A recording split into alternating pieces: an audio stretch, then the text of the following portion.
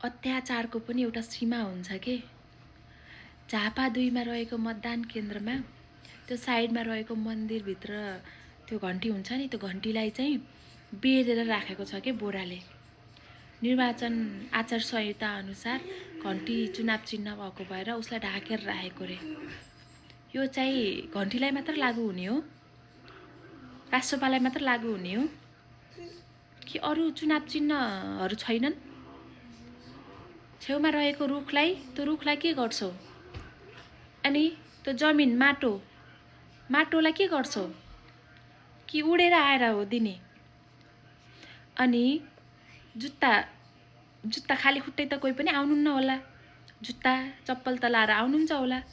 अन्त जुत्तालाई के गर्छौ? खाली खुट्टा नै मतदाताहरूलाई खाली खुट्टा नै भित्र पठाउँछौ। अनि मेन त सूर्य रातिमा त होइन होला, पक्कै मत खसाल्ने त रातिमा त होइन होला। सूर्यलाई चाहिँ के गर्छौ? सूर्यलाई के गर्छौ?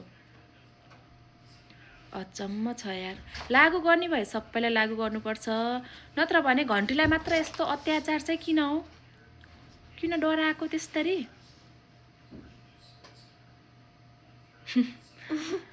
अचम्म। जय घन्टी।